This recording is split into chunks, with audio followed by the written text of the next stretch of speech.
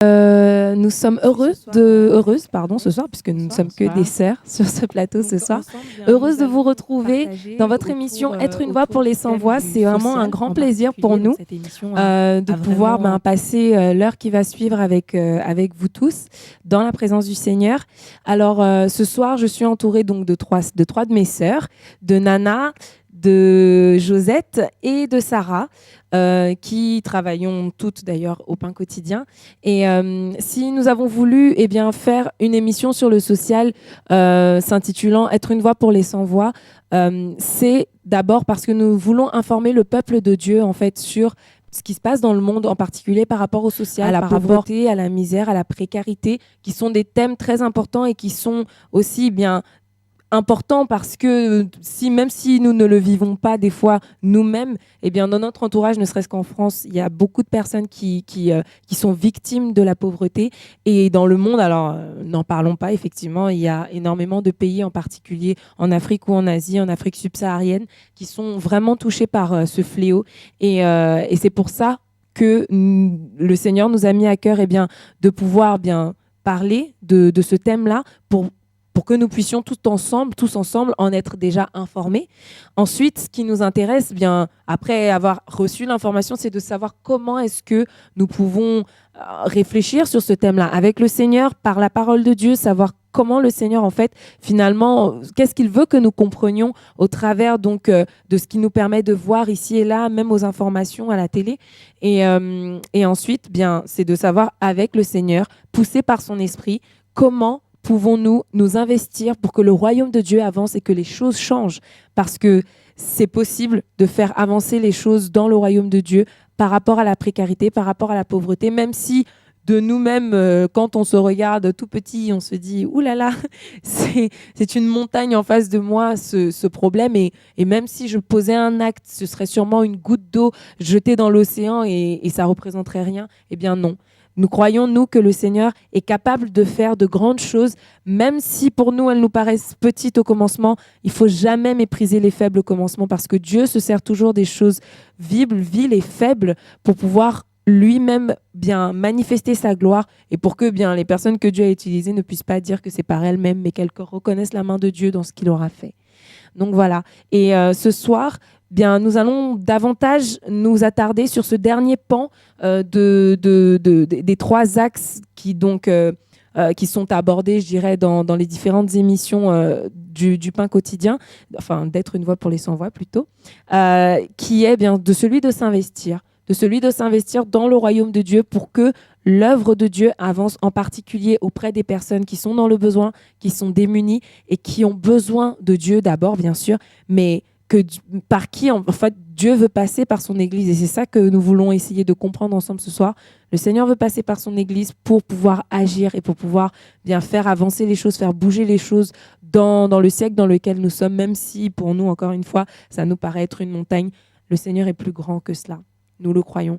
Et donc ce soir, nous allons parler de s'investir et ce sera au travers de ce que nous vivons, nous, au pain quotidien, en particulier au niveau de l'épicerie solidaire. Il faut savoir qu'il y a eu beaucoup de changements. Ça n'a pas du tout été une épicerie d'abord. Le Seigneur nous a fait passer par beaucoup d'étapes, je dirais, pour arriver à là où on en est aujourd'hui. Et encore, il y a beaucoup de choses à faire, il y a beaucoup de choses à mettre en place. Et nous bénissons Dieu parce que nous savons qu'il ouvre encore des portes par rapport à cela.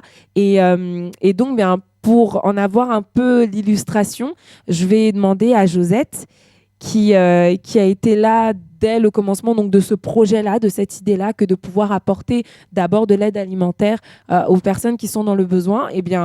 Elle était là au début, elle en a vu l'évolution. Je pense qu'elle sera très bien placée pour pouvoir nous partager ça et pour pouvoir nous instruire aussi sur la façon dont le Seigneur finalement peut travailler dans ce domaine-là. Bonsoir à tous. Je bénis le Seigneur de ce qui nous permet encore de nous expliquer et de vraiment faire connaître la pensée du Seigneur par rapport à tout ce qui est l'épicerie sociale. Oui, alors en fait, on a commencé en 2001. On était d'abord au niveau des assemblées. Donc, on a commencé en 2001. C'était au niveau de l'assemblée de Draveil. Donc, on a commencé par une banque alimentaire. À l'époque, j'étais pas encore là. J'étais pas encore là à l'époque. On a commencé par une banque alimentaire. Donc, on aidait les frères et sœurs qui étaient en difficulté. C'est vrai que comme on essaie d'encourager les personnes, même celles qui n'ont pas de papier, des choses comme ça, on a toujours eu cette optique vraiment d'aider les personnes à vraiment avoir ce côté-là alimentaire, à pouvoir avoir de quoi se nourrir malgré les difficultés. Donc, on a commencé par la banque alimentaire en 2001. Et qu'est-ce que c'est une banque alimentaire en fait? Alors, la banque alimentaire, vraiment, ça consiste à, déjà, par différents biais, que ce soit par des frères et sœurs ou autres, récolter des denrées alimentaires. Et à partir de ça, on distribue aux personnes qui sont dans le besoin. Donc, c'est vraiment... on ne rentre pas vraiment dans les profondeurs. Vraiment, voilà, on voit qu'il y a un besoin, on donne de la nourriture. Voilà, c'est vraiment pour pallier à ce besoin. Donc, on a travaillé comme ça on a travaillé comme ça un bon moment. C'était jusqu'en 2010 environ. À partir de 2010, il y a cette réflexion qui est montée. Donc, on a commencé à se poser cette question d'épicerie sociale et solidaire. Parce qu'il faut savoir qu'une épicerie sociale tout court et une épicerie solidaire, c'est vraiment des choses différentes. Et que nous, vraiment, on veut se fixer sur ce côté solidaire, déjà par notre fonctionnement et par la vision que le Seigneur nous a donnée. J'expliquerai un peu plus en détail après pour rentrer dans le détail. Donc, du coup, on s'est posé cette question. C'était depuis 2010. Donc, on a fait plusieurs recherches. On a travaillé, Sarah a pu travailler dans une épicerie sociale. On a nous-mêmes fait des recherches au niveau... il y avait Loufiane qui avait un dossier à faire justement qui était sur ce thème-là. Donc, du coup, on a pu vraiment creuser, voir un peu près comment ça consistait, comment est-ce qu'on pourrait faire au niveau matériel, au niveau logistique, au niveau des personnes et tout ce qu'il nous faudrait en fait pour pouvoir faire les choses vraiment légalement. Donc, on se rend compte que c'est quand même un projet, je dirais, qui a pris une certaine envergure. Il y a eu une certaine réflexion déjà à avoir, des structures à mettre en place, des modes de fonctionnement, des modes d'organisation, un projet vraiment pour pouvoir mettre en place ce qui est là aujourd'hui. Tout à fait. D'accord. Et c'était un projet... là, quand je relisais mes feuilles tout à l'heure, je voyais en fait que nous, selon le projet qu'on avait fait, c'était depuis 2011 que l'épicerie devait être ouverte. Après, le Seigneur lui-même, il sait par où il nous fait passer. Donc, voilà. En tout cas, ce sont des choses vraiment qu'on a vraiment travaillé en amont. On a vraiment cherché à avoir le maximum d'informations sur ça. Et vraiment, on a vraiment demandé au Seigneur vraiment de nous guider vraiment pour bien savoir faire la chose vraiment le plus correctement possible. Et donc, par la grâce du Seigneur, là, en mai, au mois de mai de l'année dernière, maintenant, oui, 2013, on a pu ouvrir cette épicerie. Et donc, c'est Sarah qui a mené vraiment l'ouverture de l'épicerie à bout. C'est vrai que c'était pas quelque chose de simple parce que il a fallu mettre en place une équipe. Il a fallu mettre en place une équipe qui pourrait vraiment, comme tu disais, s'impliquer dans le projet, travailler pour ce projet, tout en sachant que c'est quelque chose qui nous prend du temps. C'est pas quelque chose qu'on peut faire rapidement comme ça, entre deux portes. C'est vraiment quelque chose qui nous prend du temps, qui nous demande vraiment un investissement, vraiment même ne serait-ce que de recevoir les personnes. On reçoit des personnes avec différents cas, différents problèmes. Et il ne faudrait pas qu'on puisse les écouter qu'avec une seule oreille, mais vraiment leur montrer l'amour, vraiment être attentif, être vraiment à l'écoute de leurs problèmes. Et donc, c'était ça. Donc, on a béni le Seigneur donc depuis le mois de mai 2013. Donc, l'épicerie a ouvert. Et comme je disais tout à l'heure, à la différence d'une banque alimentaire, une épicerie sociale et solidaire, en fait, c'est une épicerie dans laquelle on va former un projet avec les personnes que l'on reçoit. Ça veut dire qu'on ne va pas juste donner des denrées alimentaires, tiens, prends ça, ça. C'est vraiment un projet qu'on veut former avec ces personnes et pour ne pas être dans l'assistanat. Et ça, c'est quelque chose qui est très important. Pas être dans l'assistanat qui veut dire je te donne et puis tu fais ce que tu as à faire et puis je ne fais pas. C'est pas que je ne veux pas, mais que non, ce n'est pas dans mon projet en fait de faire un suivi derrière. C'est vraiment pour un moment donné, on va donner des aliments. C'est comme on peut voir avec plusieurs associations, que ce soit les Restos du Cœur, que ce soit avec la Croix-Rouge. Voilà, c'est dans leur projet de faire comme ça. Et c'est vrai que nous, en fait, ce projet, c'était vraiment d'aider les personnes, en fait, à se sortir de cette précarité. À se sortir de cette précarité en prenant conscience, voilà, en les aidant à prendre conscience de leurs difficultés et du coup, à les aider à prendre conscience, voilà, gestion, comment gérer un budget, comment faire en sorte, voilà, de pallier à une difficulté, voilà, en travaillant, en s'impliquant. C'est vraiment une implication qui vient de notre part et c'est une implication aussi qu'on demande aux personnes que l'on reçoit. Nous, on a fait le choix de ne pas faire payer les personnes que l'on reçoit. Donc, les personnes sont servies gratuitement. Mais bien entendu, il y a un dossier qui est fait en amont avec les personnes. Ça veut dire qu'on veut quand même voilà, être un peu au clair avec les personnes. On ne vient pas parce que, voilà, on vient parce que, histoire, on a vu qu'il y avait quelque chose de gratuit quelque part, donc on vient. Non, on priorise vraiment les personnes qui ont des réelles difficultés. Parce que c'est vrai que des fois, on peut avoir une petite difficulté. Bon, on va vous recevoir aussi. On pourra donner une aide ponctuelle, mais c'est vraiment la priorité, c'est vraiment de travailler vraiment avec les personnes qui ont ces difficultés-là pour les aider vraiment par ce biais à émerger et à sortir de leurs difficultés. C'est vraiment ça ce qui est important. Donc nous, on essaie vraiment, même si là, on est en train de réorganiser les choses parce que l'ouverture est récente. Hein, il y a beaucoup de choses qui bougent, beaucoup de choses qui changent là, avec le projet là, qui se met en place. Donc, on essaye vraiment de fixer des paniers aux personnes. Quand je dis fixer des paniers, ça veut dire qu'on va fixer une cote de prix et on va dire à la personne, voilà, par rapport aux aliments qui sont dans l'épicerie, tu peux te servir pour tel montant. Et voilà, et comme ça, on travaille, voilà, cette personne va se rendre compte du coût des choses. Ça veut dire que je prends des aliments, mais voilà, je prends de la viande, je prends du sucre, je prends ça me coûte ça. C'est comme ça, le jour où elle va se sortir de cette difficulté, elle a conscience voilà, que les choses se payent, qu'il y a un prix, que j'ai pris ça, voilà, j'ai un sac qui est rempli, et je l'ai rempli avec 50 €. Voilà, comme ça va l'aider voilà, à faire des calculs, à se rendre compte que c'est ça qu'il me faut, c'est comme ça que je dois faire pour pouvoir ne plus retourner encore dans cette situation-là. Savoir que le but étant d'essayer en fait d'aider finalement la personne à gérer un budget, à savoir gérer un budget. Voilà, gérer un budget. On aide aussi tout ce qui est quand on peut donner des pistes pour trouver du travail et on essaie aussi même à motiver les personnes qu'on aide qui sont vraiment dans le besoin à faire du bénévolat. Parfois avec nous, parce qu'on a, par la grâce du Seigneur, on a plusieurs partenaires qui nous aident. Notamment, on fait des opérations caddie, comme on appelle, comme on dit, on va dans les magasins, comme on peut voir la Croix-Rouge ou autre association. Voilà, en accord avec le directeur du magasin, bien sûr, on récolte des denrées alimentaires. Et ça nécessite une présence, ça nécessite de prendre un temps dans le magasin pour, voilà, ne serait-ce que distribuer des prospectus pour que les personnes qui sont dans la surface puissent savoir qu'il y a une opération comme ça qui a lieu. Il faut rester avec les caddies, il faut ramener la nourriture à l'épicerie. Donc, il y a plusieurs choses à faire. Et donc, nous, on veut vraiment travailler avec les bénévoles pour les aider pour les bénéficiaires, pour les aider à s'impliquer dans le travail, à s'impliquer dans une vie active. Dans une vie active, ne pas rester voilà, comme ça, on m'aide et tout, j'attends. Non, vraiment d'être vraiment dans cette activité, on pourra encore en parler dans la suite.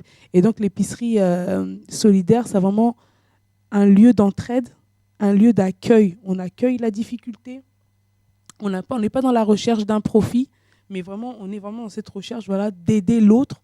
Au travers, bien sûr, ça passe par le biais d'aliments, mais ça passe aussi, tout ça, c'est aider aussi à prendre conscience de la vie, à se redresser. Des fois, on est tellement dans une difficulté, on se dit que ah non, je peux pas, non, on peut pas s'en sortir. Mais là, non, on dit non, on est là pour écouter, on est là pour essayer d'évaluer la difficulté. Après, c'est clair, on ne peut pas résoudre tous les problèmes, mais en tout cas, il y a cette main tendue.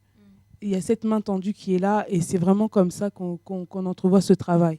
Et on peut se rendre compte effectivement, Nana, n'est-ce pas, des difficultés que peuvent rencontrer, enfin du moins du nombre de personnes qui peuvent rencontrer des difficultés et qui sont, ne serait-ce qu'en France déjà, dans une situation précaire.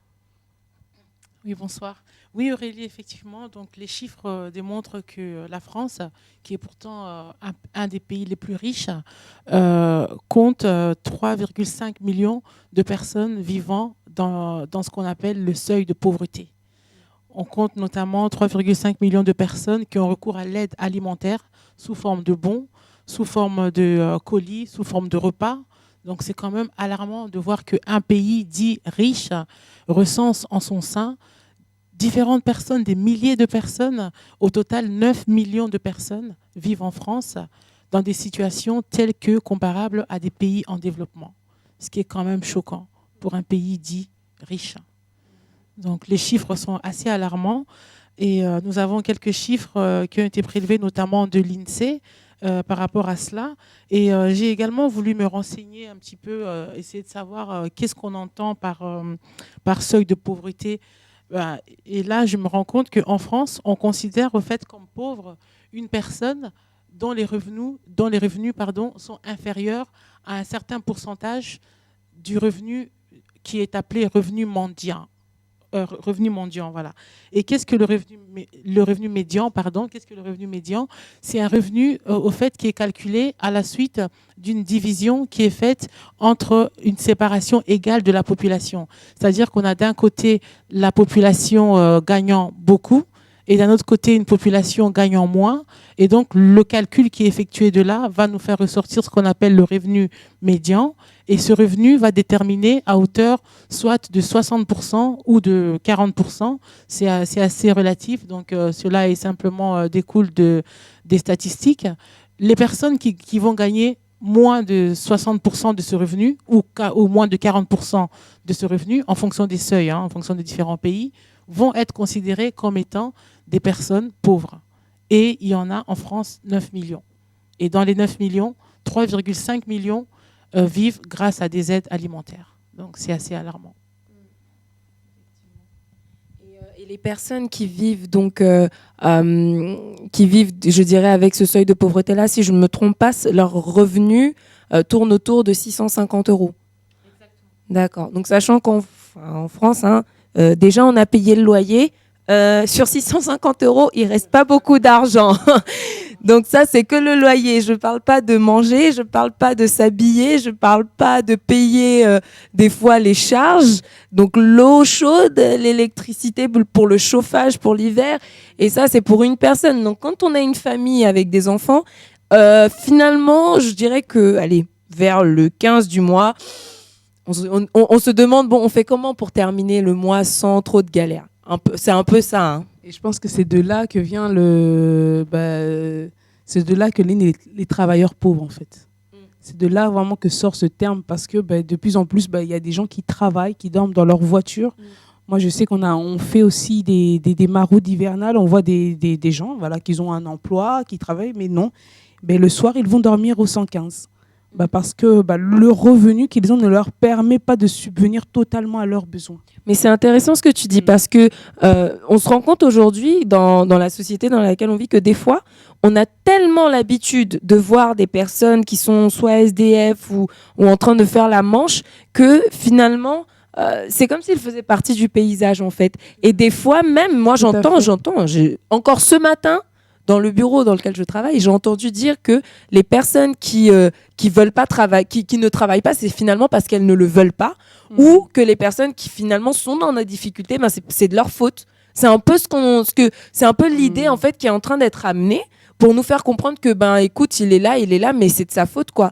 Et c'est grave parce que déjà, de un, on n'en sait rien.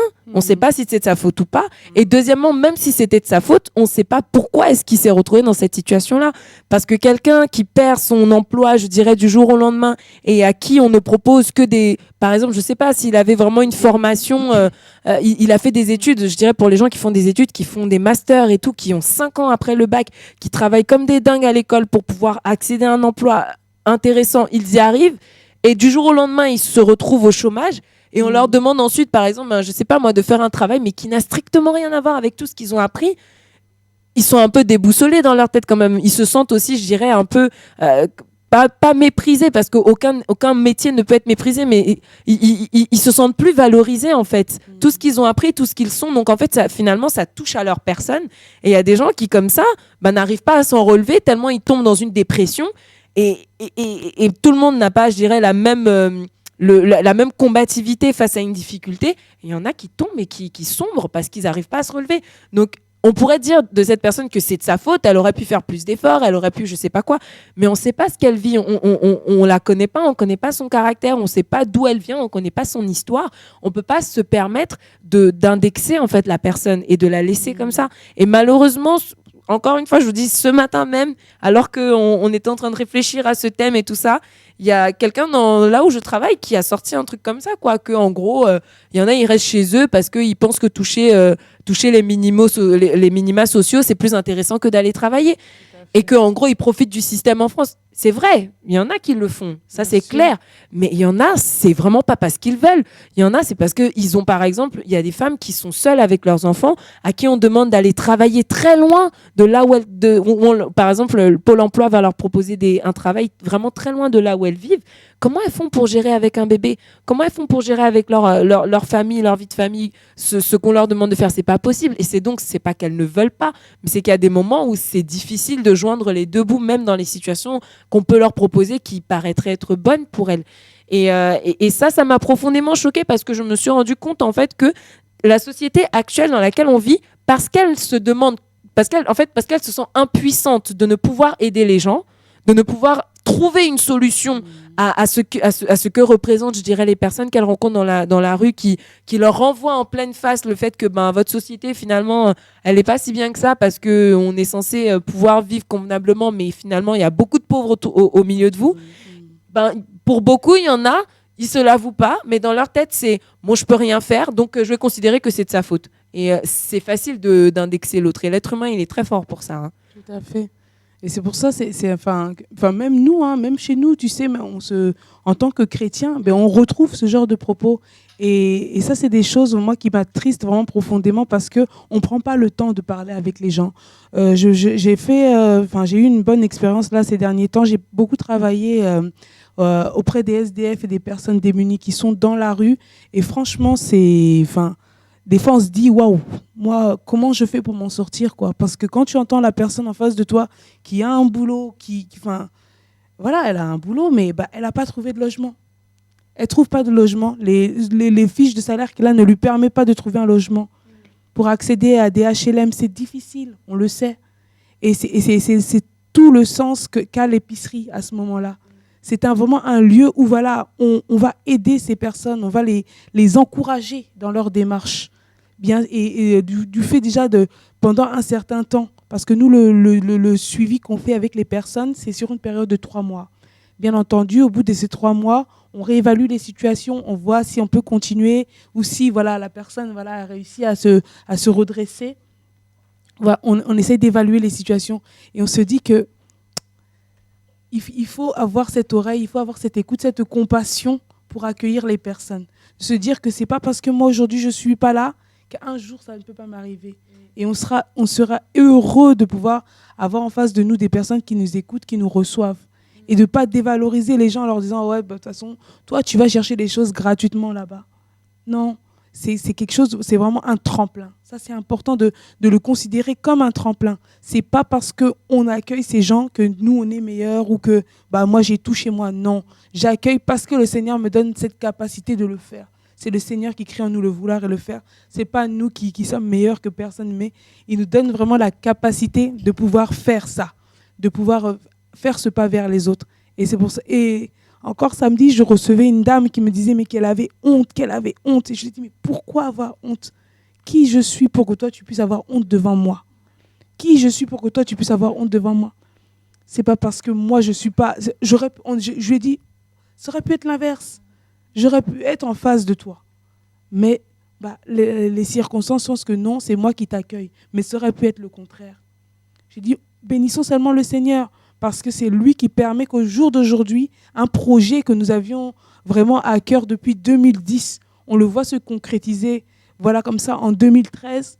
Et le Seigneur savait que il y aurait ces enfants, il y aurait des personnes qui auraient besoin de ce service. Et ça, c'est important vraiment. Sarah, tu veux rajouter quelque chose? Oui, parce que je voulais ajouter, quand tu parlais qu'il faut se mettre aussi à la place des personnes.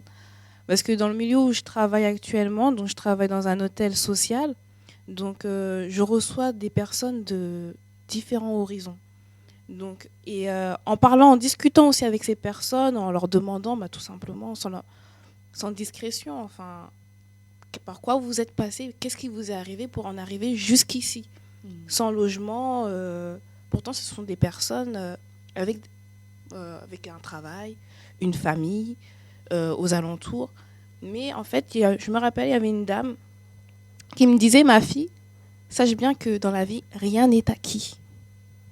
Rien n'est acquis. Ce sont des personnes qui avaient des situations, qui avaient de bons emplois, mais une situation, une maladie, un accident, une mauvaise décision, tout simplement aussi.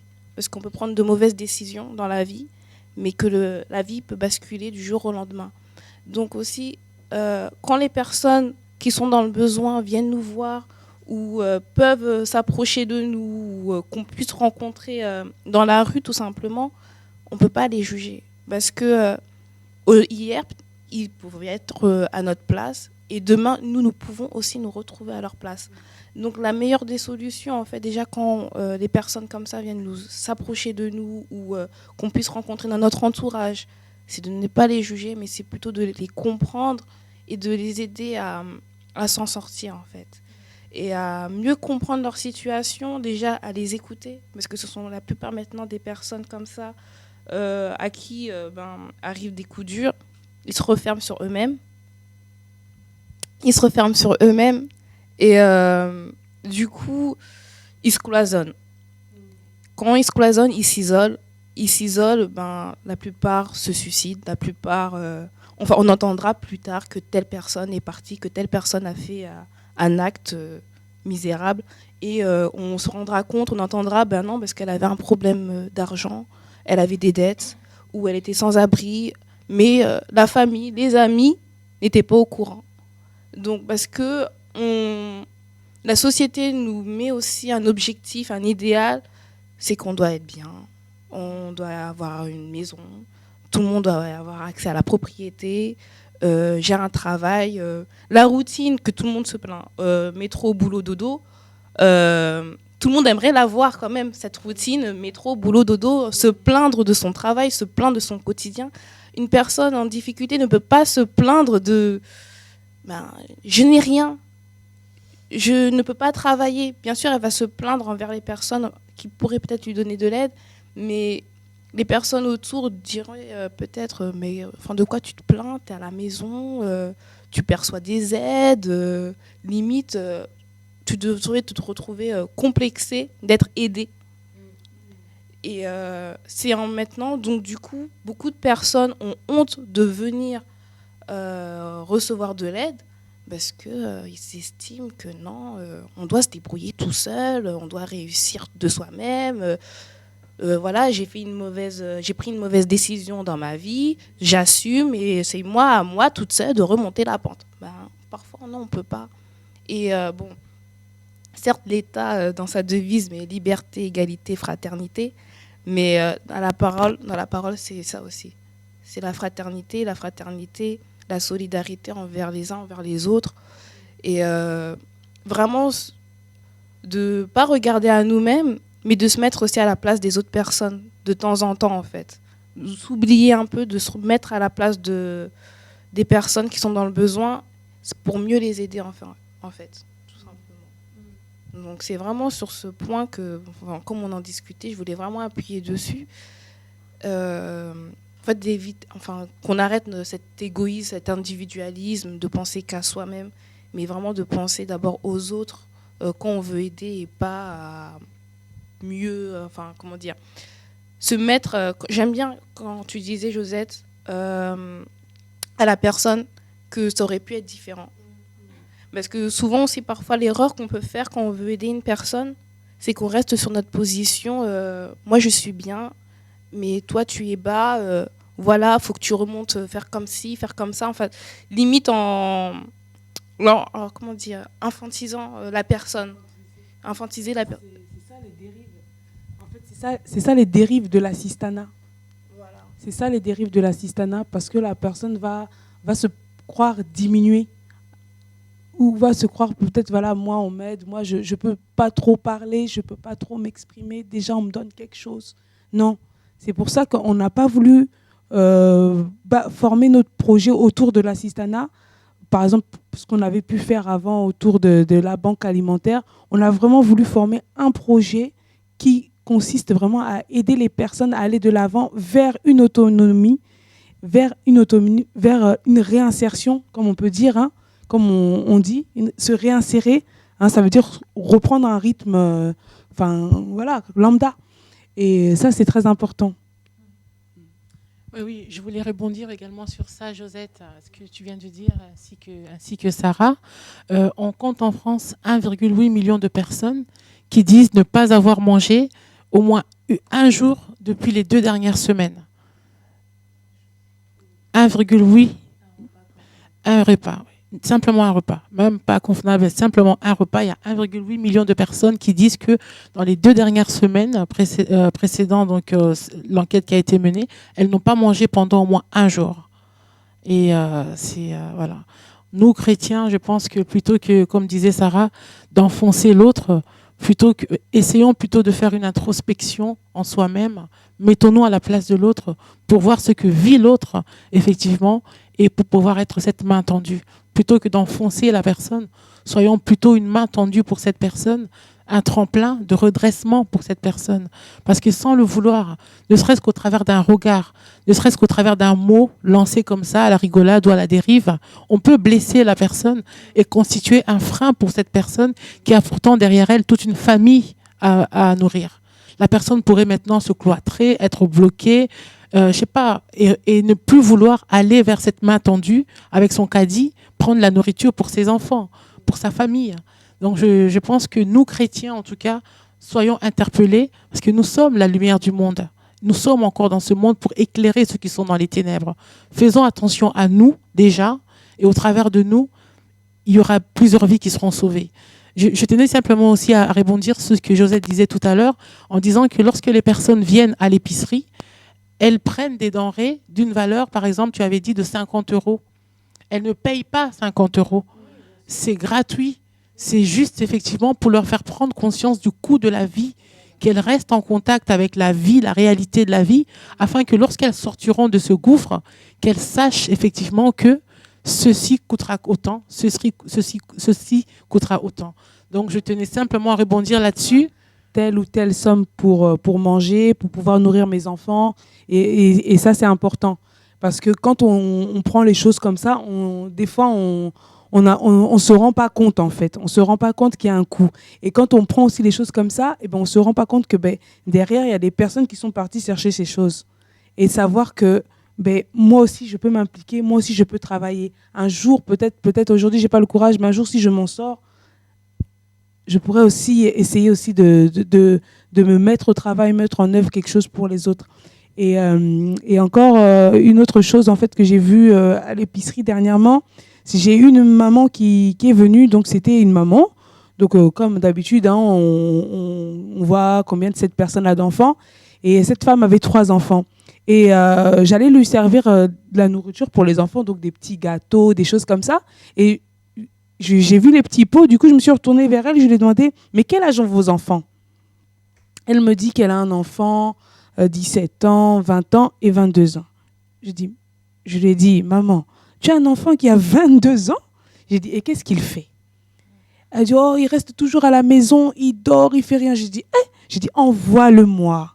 Envoie-le-moi samedi, il va travailler. » Parce qu'à 22 ans, il n'a rien à faire comme ça, en train de dormir. Et sa maman vient chercher à manger dans une épicerie. En pleine forme comme ça, il faut qu'il travaille. Et c'est ça, en fait, l'optique de l'épicerie. C'est d'essayer d'aider cette femme parce qu'elle n'arrive pas, elle est seule avec ses enfants, elle n'arrive pas peut-être à gérer ce jeune garçon.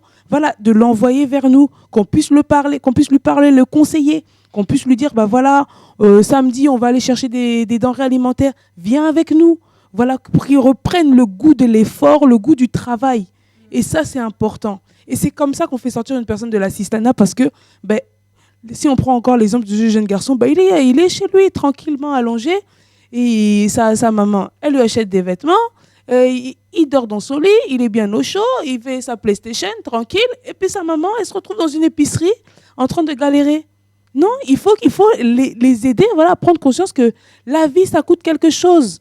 On n'a pas rien sans rien. La Bible même nous dit que celui qui ne travaille pas ne mange pas.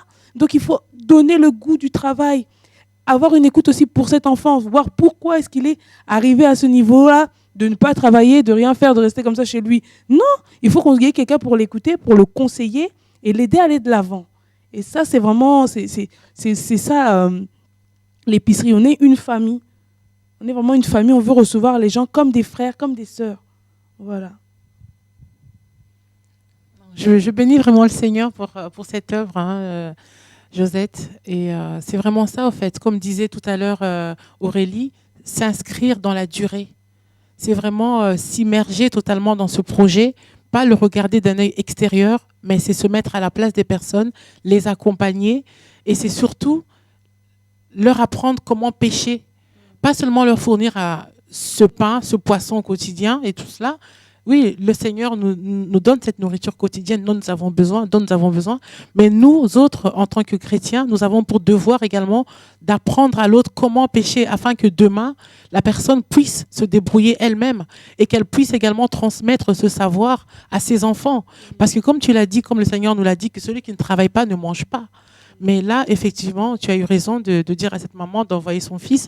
Parce que peut-être que pour ce fils de 22 ans, c'est honteux de se rendre à une épicerie sociale, mais c'est simplement un problème de mentalité, un travail qui doit être fait à la source. On a parlé tout à l'heure de la source, de la cause des problèmes. Et je pense que cette oreille tendue que l'œuvre sociale donne également aux différentes familles au travers de l'épicerie solidaire et sociale est très importante parce qu'on se rend bien compte qu'il y a par là un problème de mentalité à changer, un travail qui doit être fait au niveau de l'instruction des personnes que nous recevons. Et cette instruction, si elle n'a pas été transmise aux enfants par leurs parents, nous sommes là également pour leur transmettre cela. Et je bénis vraiment le Seigneur pour ce qui est fait. Parce qu'il faut se rendre compte effectivement que, en fait, aider, je dirais, à la pointe, c'est-à-dire de façon occasionnelle ou lorsque le besoin se fait ressentir seulement, aider quelqu'un, c'est pas que c'est mauvais, hein, ça n'a rien à voir, au contraire, c'est quelque chose de bien, si on peut le faire, faut le faire, il n'y a aucun souci. Mais là où en fait, je me suis rendu compte effectivement, et c'est ce que tu soulevais tout à l'heure par rapport à l'assistanat, c'est qu'en fait, on n'aide pas cette personne à sortir de son problème. On l'aide juste à pallier aux conséquences de ce problème-là. Donc en fait, au final, on n'est pas en train de pouvoir aider durablement, comme le disait Nana tout à l'heure, dans la durée, une personne, mais on est en train de l'aider seulement de façon occasionnelle et parce que là, c'est vraiment chaud, c'est vraiment compliqué et il faut faire quelque chose. Donc, je le répète, l'aide d'urgence, par exemple, est extrêmement importante. On le voit dans le monde quand il y a des catastrophes naturelles, par exemple. L'aide d'urgence, c'est la première chose qu'il faut amener, c'est la première chose à faire, mais c'est aussi en faisant ce pas-là qu'on se rend compte en fait des dégâts qu'il y a sur place. Et c'est en s'attardant un peu plus qu'on se demande, mais attends, là on leur amène à manger, là on leur donne de l'eau, mais on s'en va, nous, dans 2 semaines, ils vont faire quoi? Comment ils vont faire? Quelqu'un qui a tout perdu, tu lui dis, reconstruis ton pays. Oui, d'accord, t'es bien gentil, mais on commence par où? J'ai même pas les moyens, je sais même pas par où on passe. Enfin, voilà, alors que si moi j'ai la connaissance et je dis, écoute, pour construire une maison, faut commencer par les fondations, faut enlever le sable, faut creuser profondément, faut mettre du ciment, Si moi je les aime et que je lui dis, bon écoute, moi j'ai fait ma part, hein, t'allais mourir tout de suite là, donc j'ai préféré te donner à manger parce que je voulais pas que tu meurs là tout de suite, hein, pour pas qu'on dise qu'on n'a rien fait quand même. Donc on a fait quelque chose. Par contre, maintenant vous vous débrouillez quoi. Ouais, bon, d'accord. Donc c'est pour dire que effectivement c'est une bonne chose, mais en réalité, ça n'est que le début. Et ça, il faut vraiment en prendre conscience. Et j'aimerais en fait interpeller tous les enfants de Dieu qui nous écoutent, et que ce soit en direct ou qui nous écouteront quand l'émission sera rediffusée, c'est de vraiment prendre conscience que si le Seigneur nous donne en fait d'être sur terre, dans l'époque dans laquelle nous vivons, avec les difficultés que rencontrent toutes les personnes qui sont déjà autour de nous, je dirais, en France et qui sont parmi ces 6 millions de personnes et au-delà de nos frontières, dans le monde entier, toutes les personnes qui souffrent de la malnutrition, de la pauvreté, franchement, en fait, il y a tellement de travail à faire, il y a tellement de choses à faire que je me suis vraiment rendu compte qu'on ne pouvait pas simplement s'arrêter sur l'aide d'appoint, c'est-à-dire l'aide où on essaie juste de pallier aux conséquences de la pauvreté, mais qu'il fallait réellement en fait prendre conscience que ce qu'il nous faut, c'est nous attaquer directement aux causes de cette pauvreté-là. Et peu importe en fait là où le Seigneur nous placera, ça peut être de différentes manières, mais il faut vraiment en fait qu'on ait ça à l'esprit. Pourquoi ? Parce que c'est en faisant cela que l'on va pouvoir réellement lutter contre cette pauvreté. Parce que sinon, on n'en sortira jamais. De toute façon, effectivement, même le Seigneur le dit, les pauvres, il y en aura demain, il y en aura toujours, c'est pas le problème. Mais moi, je me demande en fait, face à ce qui se passe, face à ce que nous constatons, nous, enfants de Dieu, autour de nous ou dans le monde, quelle est notre attitude ? Moi, c'est ça que je me pose comme question, parce que je me dis, mais le Seigneur nous regarde, hein. Le Seigneur, du haut de son trône, il nous regarde, et on sait très bien que Jésus est tout à fait suffisamment puissant pour claquer des doigts et que tout le monde, qu'il n'y ait plus de problème, et que nous, finalement, on n'aurait rien à faire. Parce que pour l'instant, beaucoup d'entre nous, on se dit, bon, on aide un peu, et puis et on s'assoit là, et puis voilà, on a fait notre part, quoi, on a fait notre petit truc. Mais le Seigneur, lui, il nous regarde et il se dit, oui, mais tu pourrais faire tellement plus. Tu as des connaissances dans tel domaine. Tu pourrais travailler et apporter, je sais pas, même en informatique, je sais pas, peut-être que quelqu'un parmi nous qui regardons là travaille dans l'informatique et qu'il pourrait mettre en place un logiciel qui pourrait apporter vraiment une aide incroyable à un pays qui est en sous-développement pour une entreprise, par exemple, qui veut vraiment se développer, qui va permettre à toute sa région de se développer pour faire sortir de la précarité les personnes qui vont y travailler dans cette entreprise. Même si c'est ça, nous on a l'impression que c'est rien et on pense que comme c'est pas lié à un verset biblique, on n'est pas en train de faire l'œuvre de Dieu.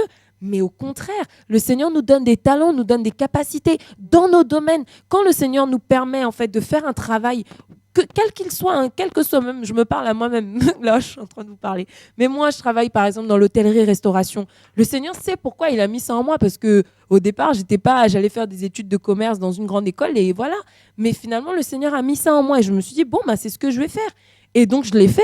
Et aujourd'hui, je me dis, mais comment finalement, pourquoi le Seigneur me met là ? Pourquoi est-ce qu'il permet ça ? Et je me rends compte qu'avec les capacités que j'ai, je pourrais apporter énormément, avec les connaissances que j'ai par rapport à la façon de s'alimenter, à la façon d'allier les aliments pour avoir une alimentation saine qui, d'ailleurs, en sachant que l'alimentation, c'est la première façon de soigner quelqu'un, dans le sens où les personnes, quand elles sont bien nourries, et je dirais nourries avec des éléments vraiment sains pour elles et tout ça, elles tombent beaucoup moins souvent malades. Donc ça règle déjà beaucoup de soucis.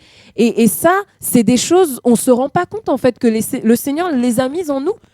Et le jour où on va mourir et qu'on va se retrouver en face de lui, chers frères et sœurs, j'ai pas envie que le Seigneur me dise « Oui, tu savais faire à manger ou tu savais conseiller sur tel ou tel aspect, j'ai mis tel projet en face de toi et tu t'as dit « Non, mais non, hein, moi je dois m'occuper de ma famille, j'ai pas le temps. » Franchement, j'ai vraiment pas envie en fait que le Seigneur me dise ça un jour. Et je me dis, si nous appartenons à Christ, si nous avons donné nos cœurs à Jésus et que nous disons que nous voulons faire comme lui, vraiment attachons-nous en fait à nous demander, Seigneur, avec tout ce que tu as mis en moi, comment est-ce que je peux faire briller ta lumière dans ce monde ? Et sincèrement, quand on se rend compte des besoins actuels, qui d'ailleurs, pour le dire sincèrement, par rapport à 1990 par exemple, il y a beaucoup d'aspects de la pauvreté qui ont reculé, hein.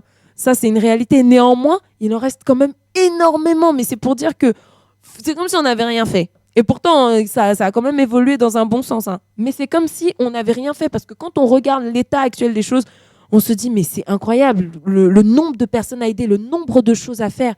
Quand on se rend compte que et sincèrement, ça m'a touchée aussi parce que je me suis dit, c'est incroyable qu'on ne se rend pas compte de ça. En fait, je me suis rendu compte au travers d'un livre que lorsqu'on nous parle de quelque chose qui est proche de nous, c'est-à-dire qui fait partie de notre culture ou qui s'est passé dans notre quartier, alors là, ça va nous toucher, là, on va se dire oh, parce qu'on se dit tout de suite, mais punaise, ça aurait pu être moi, ça aurait pu être mon fils, ça aurait pu être ma fille, ça aurait pu être ma petite sœur, ça aurait pu être moi, ça aurait pu m'arriver. Et là, on se sent concerné tout de suite, on est interpellé dans notre conscience, on se dit waouh, faut faire quelque chose, ou alors on se sent indigné par la nouvelle qui nous est donnée. Je sais pas si un enfant se fait renverser dans la rue et puis que le gars s'en va. La première chose que moi je vais dire, si ça se passe dans ma rue, mais attends, mais ça aurait pu être mon petit frère, ça aurait pu être moi, et le mec il se barre et il en a rien à faire. Et enfin voilà, donc ça c'est un exemple parce que c'est proche de moi.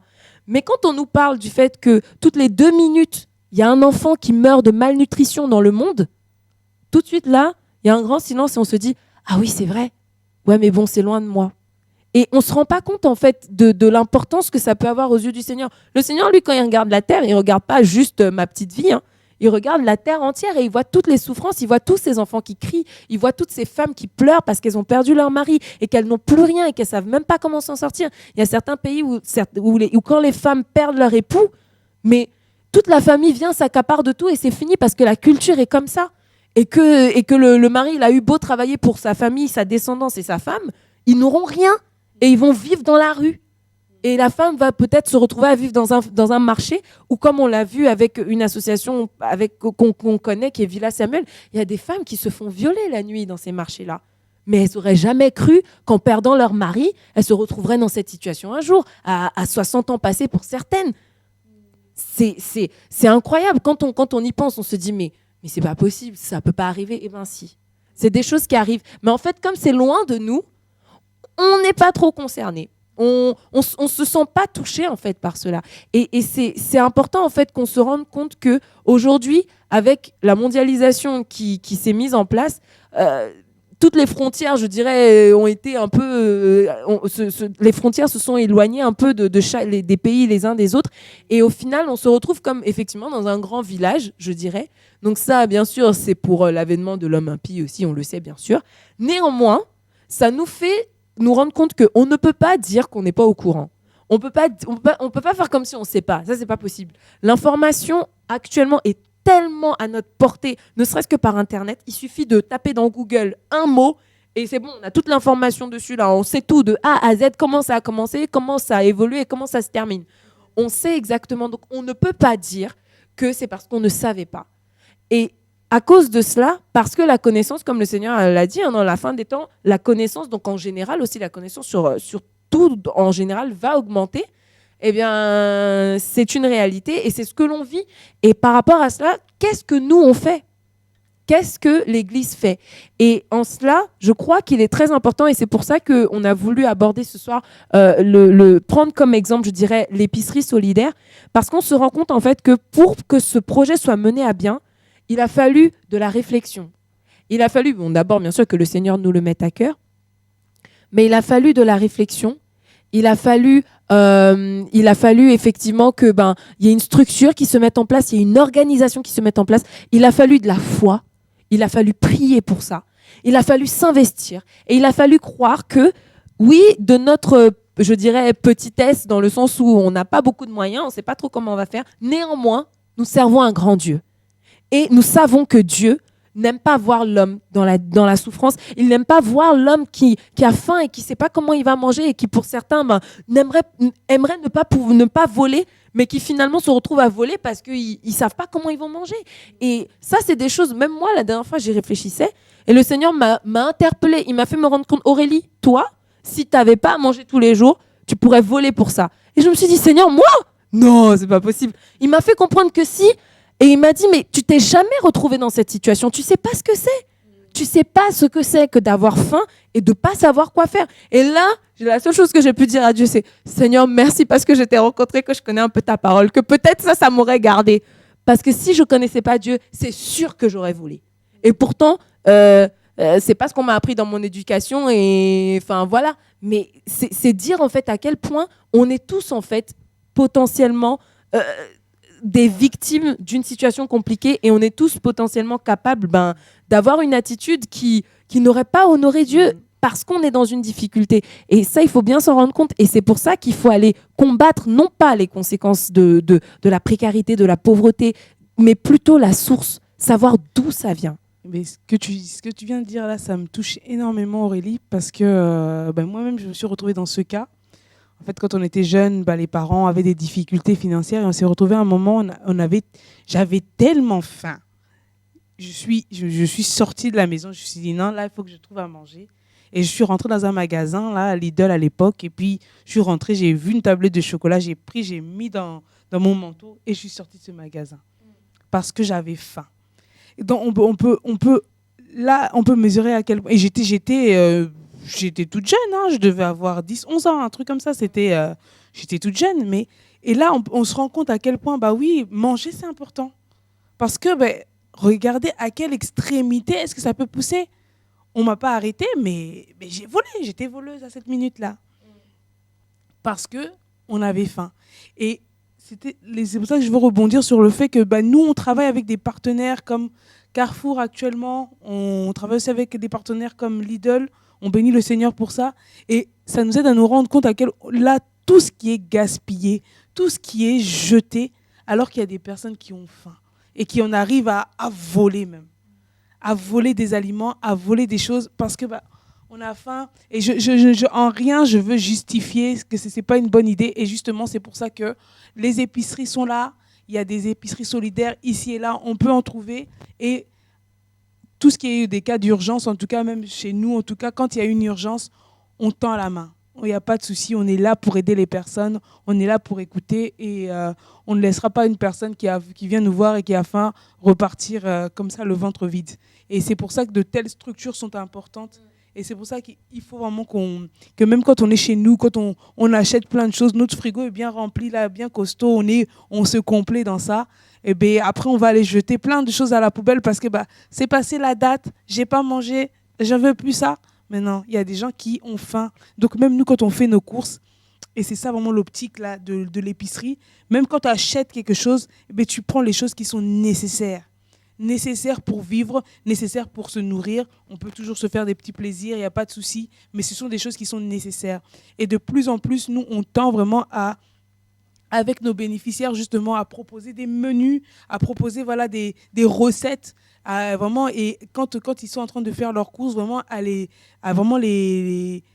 leur ouvrir les yeux sur l'importance des fruits, des légumes, des choses comme ça qui sont saines, qui sont bonnes, au lieu de toujours prendre des chocolats, des choses comme ça. Vraiment, c'est travailler vraiment sur l'éducation aussi alimentaire, des choses vraiment qui sont essentielles. Effectivement. Et donc, par rapport à ça, en fait, par rapport à tout ce qu'on a pu dire, on aimerait partager un verset ensemble qui se trouve dans 2 Rois, à partir du chapitre 4, où on va rencontrer ici, donc c'est l'histoire d'une femme qui n'avait pas de quoi payer ses créanciers, donc elle s'était retrouvée donc avec des dettes. Et elle avait des garçons et elle devait s'en occuper, sauf que le créancier était venu donc pour la menacer. Il fallait absolument qu'elle puisse donner l'argent. Et elle savait pas comment faire. Elle savait pas comment faire et parce qu'elle était pauvre, elle n'arrivait pas à rembourser sa dette. Elle était dans une situation compliquée. Et en fait, elle va rencontrer Élisée. Et donc, je commence à partir du verset 1. La Bible nous dit, dans 2 Rois 4, au verset 1, « Une femme d'entre les femmes des fils des prophètes cria à Élisée en disant, « Ton serviteur, mon mari, est mort, et tu sais que ton serviteur craignait l'Éternel. Or, le créancier est venu pour prendre mes 2 enfants et en faire ses esclaves. » Élisée lui dit, « Que puis-je faire pour toi? Dis-moi, qu'as-tu à la maison ?» Elle répondit, « Ta servante n'a rien du tout à la maison, qu'un vase d'huile. » Et il dit, « Va demander au dehors des vases chez tous tes voisins, des vases vides, et n'en demande pas un petit nombre.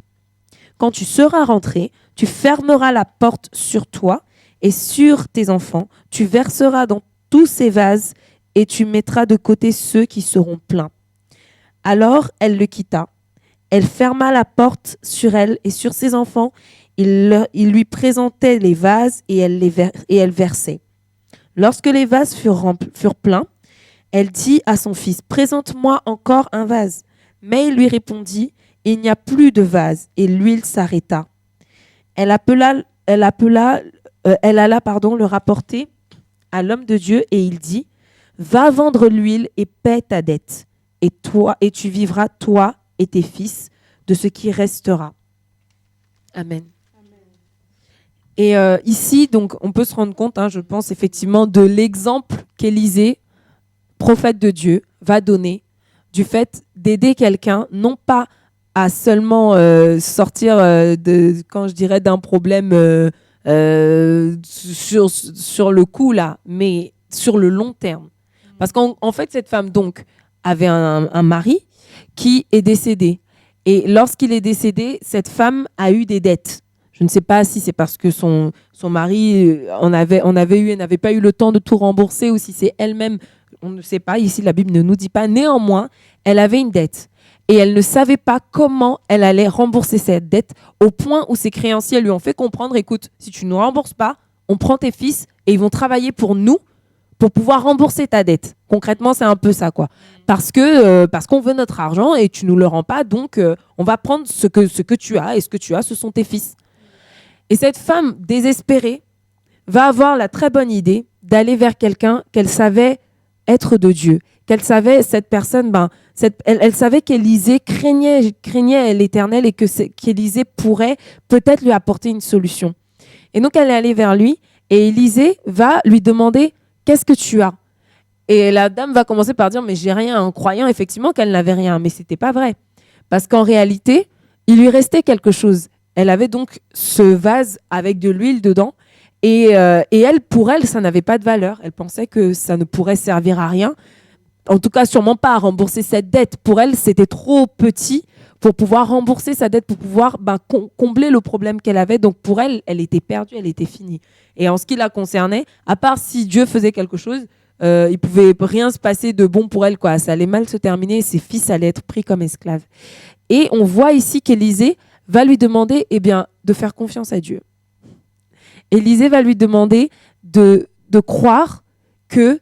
Et quand je le lisais encore là, je me suis dit, Seigneur, mais cette femme, quelle foi, hein, de prendre ses deux... Elle écoute le prophète, elle prend ses deux fils, elle dit, bon, on rentre à la maison, on fait comme le prophète, il a dit. Je me suis dit, mais c'est waouh.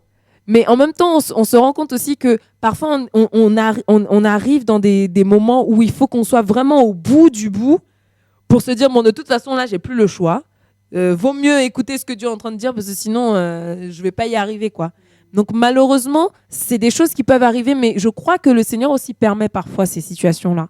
C'est pour ça que des fois, il y a des personnes qui sont dans la précarité. C'est pas qu'il faut pas les aider, mais c'est que le Seigneur, en fait, a peut-être permis qu'ils passent par là pour leur apprendre quelque chose.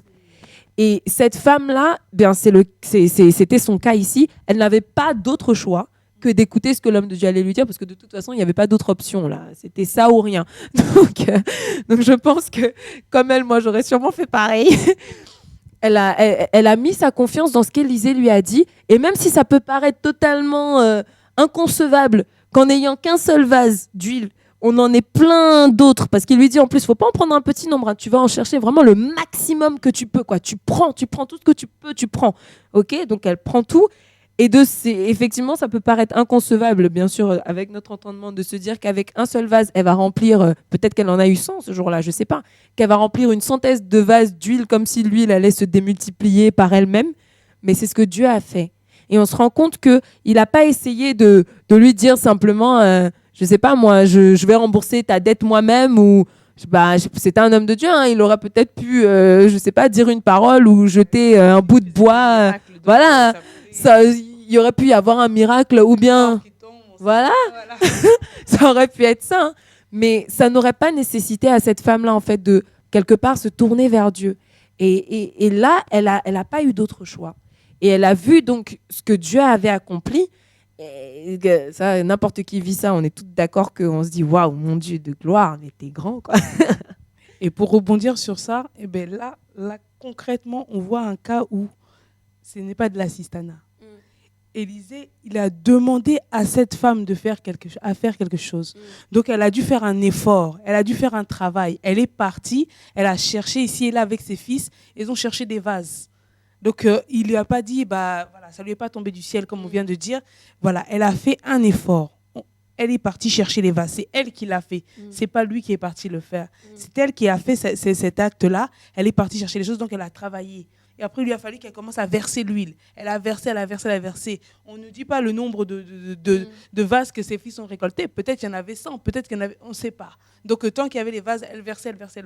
Donc, elle a fait un effort. Donc, Élisée, non seulement il a aidé pour trouver une solution à son problème, mais il lui a aidé en la faisant participer. Elle était participante dans cette aide. Elle n'était pas inerte comme ça. Elle a participé, elle a travaillé pour arriver à un résultat. Et le résultat, par la grâce du Seigneur, c'était un résultat durable parce qu'il nous dit que tu vivras avec tes fils de ce qui te restera. Donc, il va lui rester quelque chose qui va lui permettre de continuer à vivre et à vivre dans la paix. Voilà, c'est important. Effectivement.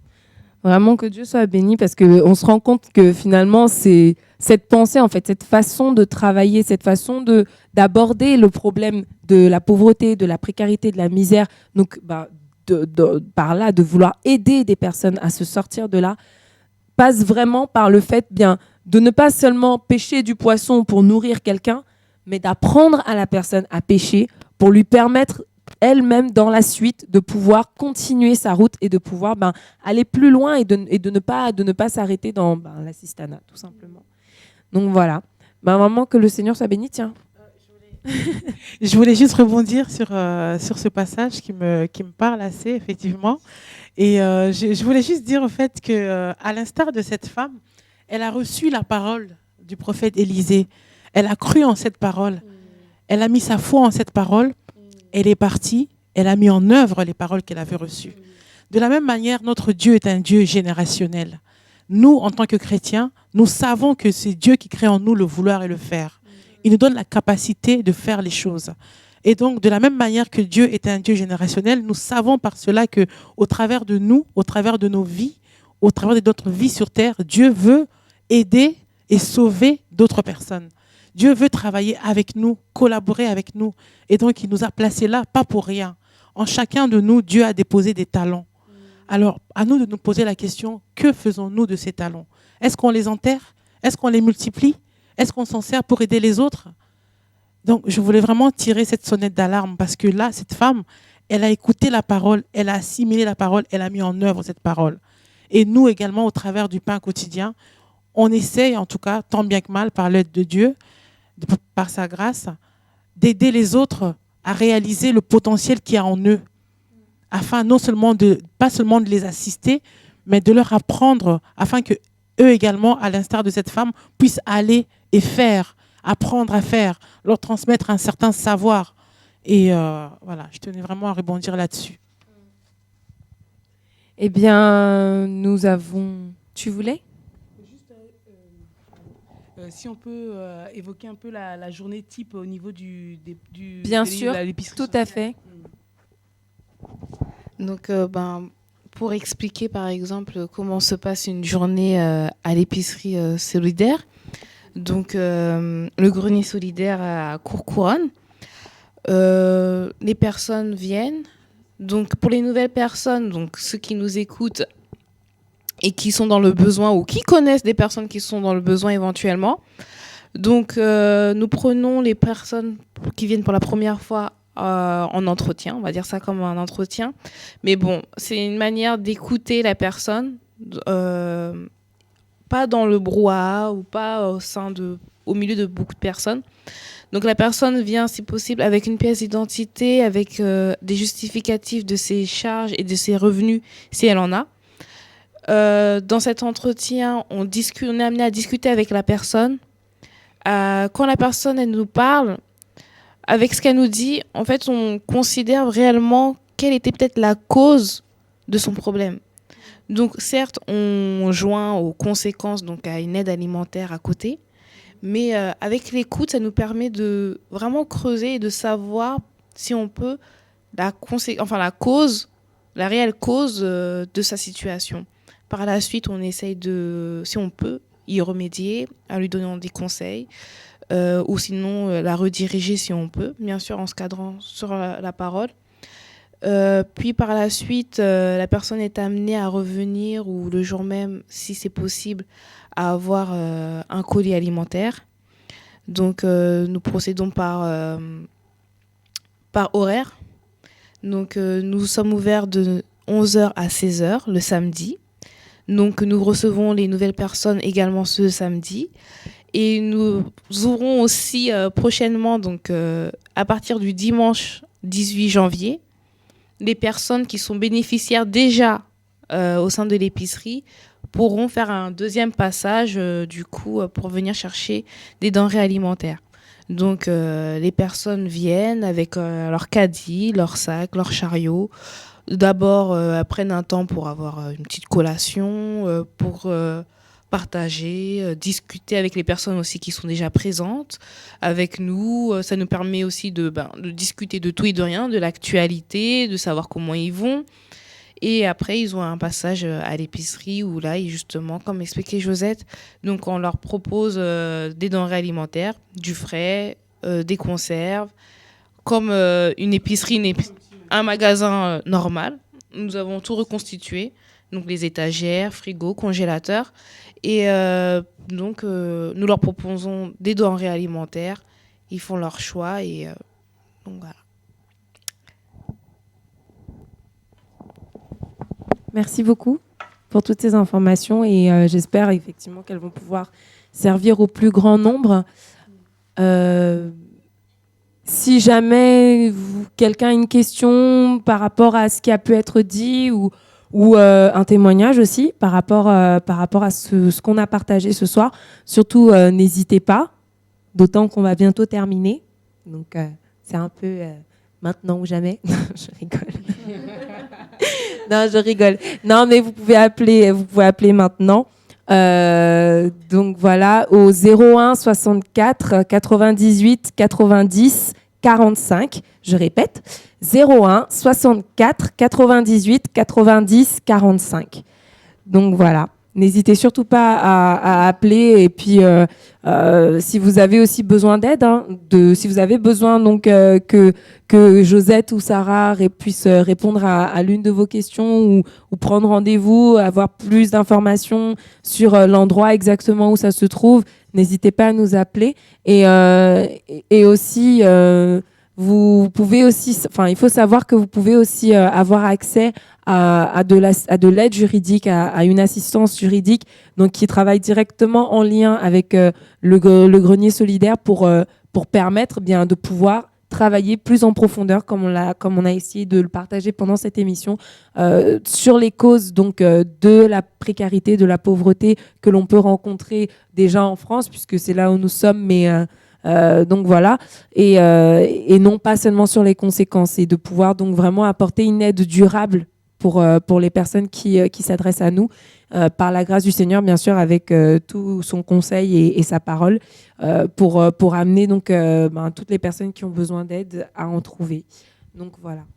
Et juste pour revenir à ce que disait Sarah, on n'est pas là pour être intrusif ou pour chercher à creuser les vies des gens, non. Quand on dit vraiment qu'on aide sur une situation, nous on veut vraiment aider, par rapport à la difficulté de la personne, la soutenir, lui apporter une aide alimentaire, lui apporter un conseil. Et c'est pas vraiment... on veut que tout le monde se sente à l'aise vraiment quand il vient et qu'on n'est pas là pour trifouiller, pour aller chercher des choses cachées ou je sais pas quoi. Non, on est vraiment là pour apporter cette aide ponctuelle et soutenir à ce moment-là. On n'est pas dans un jugement, on est vraiment dans un accompagnement. Et là, moi, j'y tiens vraiment à ça, vraiment on n'est pas là pour faire l'assistanat, on te donne ça et tout, pour prendre les gens, pour des gens de rien. Non, vraiment pour accompagner. Et moi, je travaille dans la petite enfance et il y a souvent une phrase qu'on dit, là, c'est un auteur, je ne sais pas si vous connaissez, c'est Logzi, c'était un orphelinat dans les pays de l'Est, en fait, et on dit en fait souvent « aide-moi à faire seul ». Et je pense que c'est ça pour moi l'autonomie, c'est aider à faire seul. C'est aider quelqu'un à aller de l'avant. Et ça, c'est vraiment un truc, c'est quelque chose vraiment qui est très, pour moi, c'est très évocateur et ça retrace même le pourquoi je travaille même dans cette œuvre, quoi. C'est ça. Voilà. Amen. Donc voilà. Non, je voulais juste, par rapport à Josette, pour préciser que les personnes qui sont accueillies au niveau de l'épicerie, que ce soit, comme Aurélie a dit tout à l'heure, chrétiens, non chrétiens, je voulais juste que Josette puisse nous préciser là-dessus. Oui, on accueille tout le monde, hein, ça, il n'y a pas de souci. Et comme on travaille vraiment, on est autonome dans notre travail, on accueille même les personnes qui viennent d'autres départements, il n'y a pas de souci par rapport à ça. Donc, nous, c'est comme ça qu'on veut présenter le Seigneur. Hein. Oui, que ce soit des musulmans, des bouddhistes, il n'y a pas de... Vraiment, on ne fait pas de... Non, nous, on vient pour accompagner les personnes. Et puis, si les personnes acceptent le Seigneur, on bénit Dieu et puis on y va. Il n'y a pas de problème. De toute façon, à aucun moment, on ne cache notre identité. On est des chrétiens sur les fascicules qu'on donne aux personnes pour les inviter à venir. Elles savent qu'on est chrétienne. Même les personnes musulmanes qui viennent à l'épicerie savent qu'on est chrétienne. Et on témoigne toujours du Seigneur, comme il dit, en toutes circonstances. S'il y a une porte qui s'ouvre ou s'il y a un petit passage, on glisse Jésus, il n'y a pas de problème. Tout à fait. On est ouvert, justement, au contraire. On veut faire des nations, des disciples. Donc, on est ouvert à ça, il n'y a pas de problème. Oui, il faut savoir qu'effectivement, c'est aussi un biais par lequel le Seigneur passe pour pouvoir toucher les personnes, parce que vous vous rendez bien compte que quelqu'un qui est dans une difficulté et qui voit en face d'elle quelqu'un qui s'investit, quelqu'un qui elle comprend pas pourquoi, mais cette personne, elle est vraiment investie pour elle, et là, la personne en face, elle va se trouver touchée, elle va se dire mais finalement, pourquoi vous faites ça? Pourquoi tu fais ça pour moi? Je me rappelle d'une dame, elle était tellement dans la difficulté, lui manquait tellement d'aliments que elle a cherché sur Internet, elle a trouvé le pain quotidien, et puis le même jour, on a préparé un petit panier pour elle. On est allé jusqu'à chez elle pour lui déposer, parce qu'à l'époque, on avait juste une banque alimentaire au niveau des assemblées, et elle ne venait d'aucune assemblée. C'était une femme tunisienne, et elle nous a dit, si c'est ça là, Jésus que vous servez, moi je veux bien servir Jésus. Et ça nous avait beaucoup touché et encouragé. Amen. Voilà. Je crois qu'on a un appel, on a une personne en ligne. Allô? Oui, allô? Allô, bonsoir. Bonsoir. Je bénis le Seigneur pour tout ce qu'il fait au travers de ce ministère. Amen. Je vous assure, je suis toujours bénie quand je suis les émissions de l'association, et chaque fois le Seigneur construit quelque chose dans mon cœur. Je sens beaucoup de choses dans le cœur. Je me dis, Seigneur, comment je vais faire, par où je vais commencer, mais je dis, si vraiment c'est ta volonté, tu me guideras et tout. Je rends grâce au Seigneur pour cette œuvre. Hein. Je suis sûre qu'il y a beaucoup de gens qui écoutent et qui reçoivent beaucoup dans le cœur, et le Seigneur agit, c'est vrai, le Seigneur agit. Et voilà, c'est vrai que je voudrais juste dire quelque chose par rapport à quelque chose qui a été dit à propos des souffrances que le Seigneur permet parfois dans nos vies pour nous enseigner quelque chose. Et moi aussi je suis passée par là, j'ai connu la faim. Alors que j'étais dans une famille, on manquait de rien, mais le Seigneur a permis qu'on connaisse une situation qui a fait que j'ai dormi affamée. Et je bénis le Seigneur parce que à l'époque je le connaissais, et alors que mes frères et sœurs étaient là à se lamenter, voilà, pourquoi on est arrivé à cette situation, et vous qui êtes là, qui ne faites que prier, et moi, l'amour du Seigneur grandissait dans mon cœur pendant cette période de souffrance. Amen. Et un jour j'ai dit, Seigneur, je peux connaître la faim, je peux connaître la nudité. Je vous assure, j'ai manqué même l'argent pour payer un ticket pour prendre un bus. Et donc ça fait qu'aujourd'hui, quand je vois une personne en difficulté, je me dis, j'ai connu ça. Et j'ai un autre œil justement sur la souffrance. Et un jour, j'ai dit, Seigneur, ça y est, j'ai compris, je ne t'abandonnerai pas. Malgré la faim, malgré la nudité, j'ai dit, Seigneur, s'il te plaît, là, que voilà, c'est bon, j'ai compris. Et voilà, du moment que j'avais saisi cette leçon que le Seigneur voulait me faire comprendre, ça s'est arrêté. Et puis, tout le temps, je n'ai plus jamais connu la faim. Et Moi, particulièrement, j'ai deux fois un souci par rapport aux gens qu'on peut rencontrer dans la rue. Parfois, je me dis, voilà, un jour, j'ai entendu Aurélie qui disait, elle a l'habitude, justement, au lieu de donner de l'argent, mais de donner quelque chose à manger. Et moi, j'ai cette difficulté-là de me dire, mais si je donne de l'argent, est-ce que cette personne n'achètera pas des cigarettes, la drogue? Parce qu'on en voit, justement, qui consomment de la drogue, qui fument. Et je me dis, mais est-ce que ça m'arrive franchement de passer. Quand je n'ai pas quelque chose voilà, à manger, ça m'arrive de passer.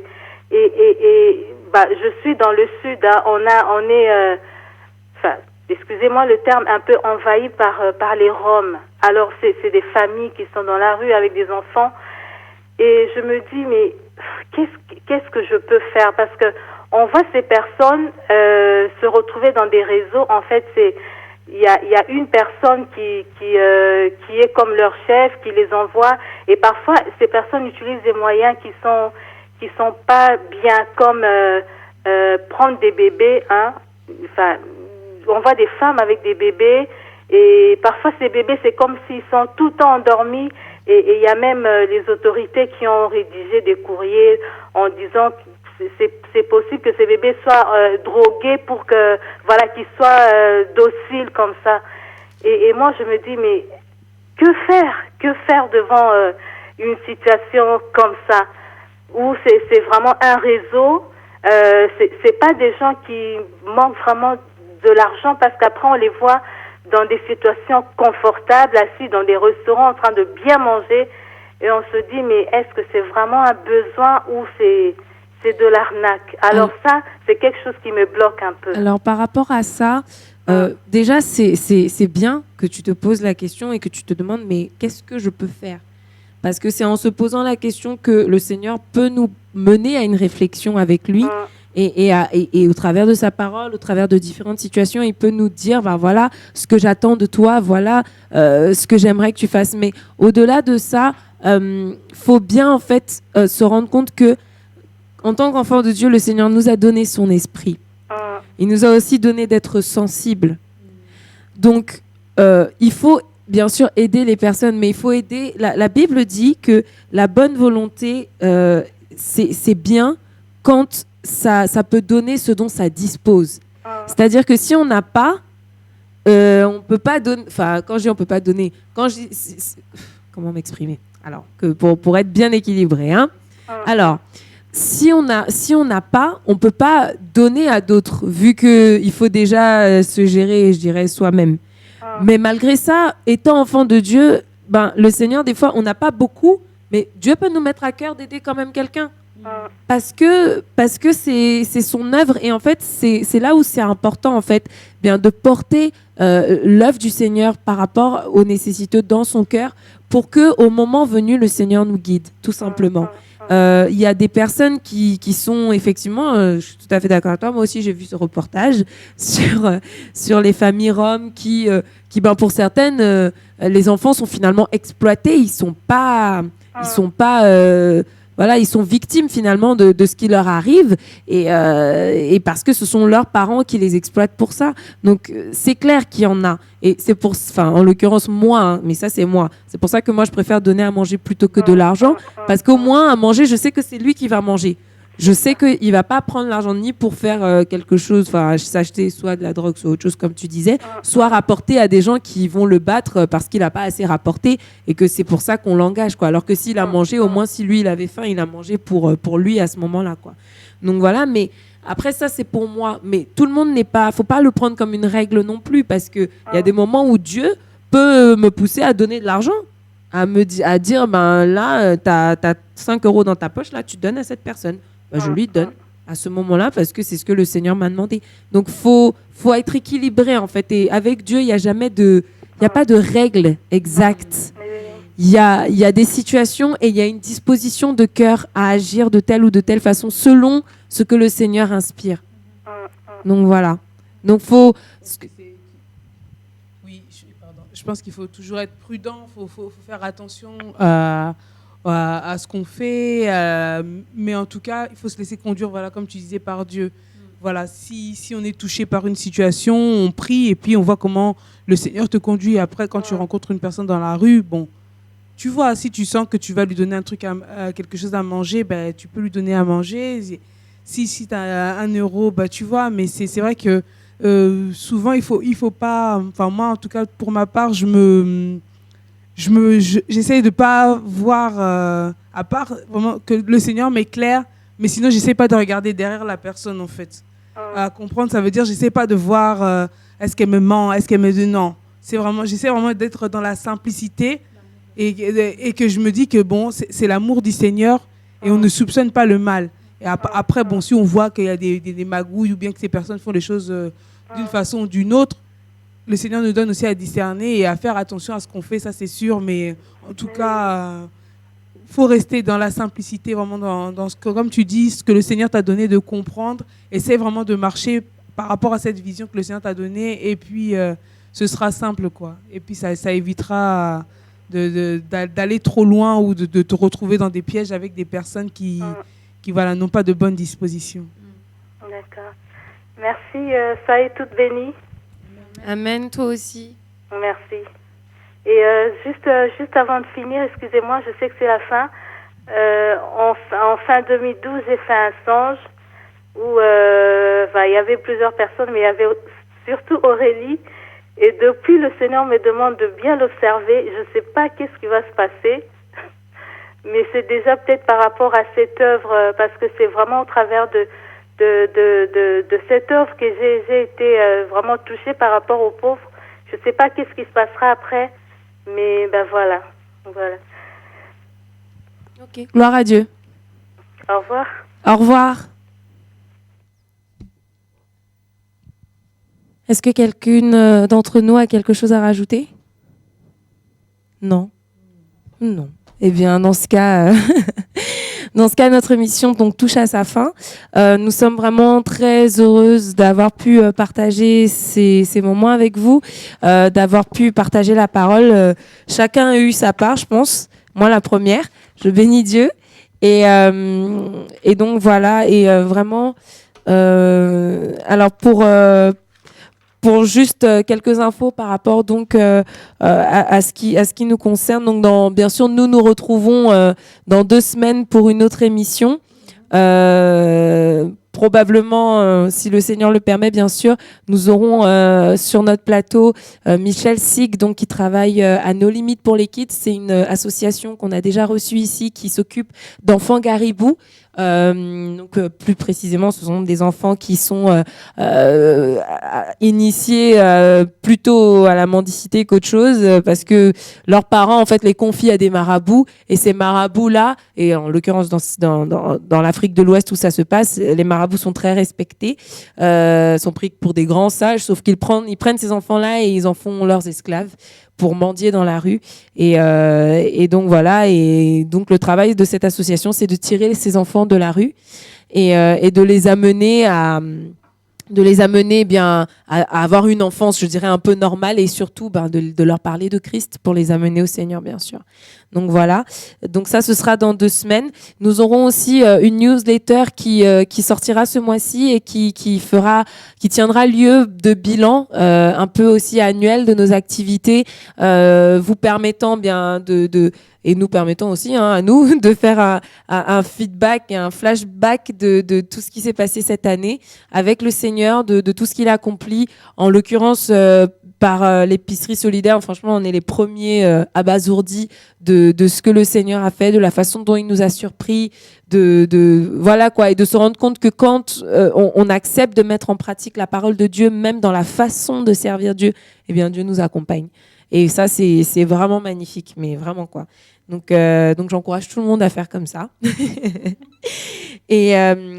Et aussi, en ce moment, donc, nous mettons en place des maraudes hivernales. Donc, nous allons rencontrer des sans-abri dans la rue avant qu'ils n'aillent qu'ils essayent du moins parfois, parce que certains malheureusement n'arrivent pas à avoir un endroit où dormir au chaud la nuit. Donc en l'occurrence pour eux, on aimerait en fait avoir davantage de sacs de couchage et pour ça, si jamais vous avez chez vous des sacs de couchage ou que vous avez à cœur d'en acheter, n'hésitez pas à nous les faire parvenir. Vraiment, ça sera d'une très grande utilité. Pour avoir fait une maraude, je peux vous dire que ça brise vraiment le cœur de voir quelqu'un qui attend là depuis des heures pour essayer de rentrer dans le bus et d'aller dormir au chaud et qui finalement n'ira pas dormir au chaud et sait pas où elle va dormir. Et pouvoir lui donner un sac de couchage, on se dit bon, au moins elle va pas dormir, voilà quoi. S'il y a un grand froid, ça va aller. Parce que franchement, je dis, des fois il fait froid, moi j'aimerais vraiment pas dormir dehors quoi. Donc ça a vraiment une grande utilité et quand on distribue en fait lors de ces maraudes les sacs de couchage aux personnes qui n'arrivent pas à avoir un endroit où dormir au chaud, on essaye aussi de distribuer des Bibles. Et on essaye de le faire, de les distribuer dans plusieurs langues parce qu'on rencontre beaucoup d'étrangers en fait, parmi aussi les SDF. Et le but, c'est d'annoncer la parole de Dieu parce que nous savons que nous seuls, tout seuls, là, on n'a pas la solution, ça c'est clair. En revanche, on sait que Jésus est la solution pour toutes les personnes qui se tournent vers lui, pour toutes les personnes qui accepteront de mettre leur confiance en lui. Le Seigneur est là et même d'ailleurs pour ceux qui ne croient pas en lui, il les garde quand même. Donc voilà, mais pour ceux qui accepteront de mettre leur foi, leur espérance en lui, le Seigneur pourra vraiment les sortir de là.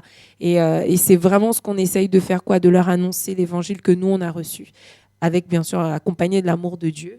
Donc voilà, c'est tout, je crois. Vous pouvez nous retrouver sur notre site internet sur pain-quotidien.org. Donc voilà. Et si pour avoir davantage d'informations par rapport à l'épicerie aussi, pour avoir l'adresse exacte, les numéros de téléphone, les informations, si vous voulez nous envoyer un mail, que vous avez une demande quelconque ou une question, si on peut y répondre, on le fera. N'hésitez surtout pas. Donc voilà. Et en ce qui concerne le mail, vous pouvez nous l'envoyer à pain.quotidien.association@gmail.com. Donc voilà. Donc je crois que nous avons tout dit pour ce soir. Que Dieu soit béni pour ces moments. On vous retrouve dans 2 semaines. Passez une très bonne soirée et que le Seigneur vous garde. Amen.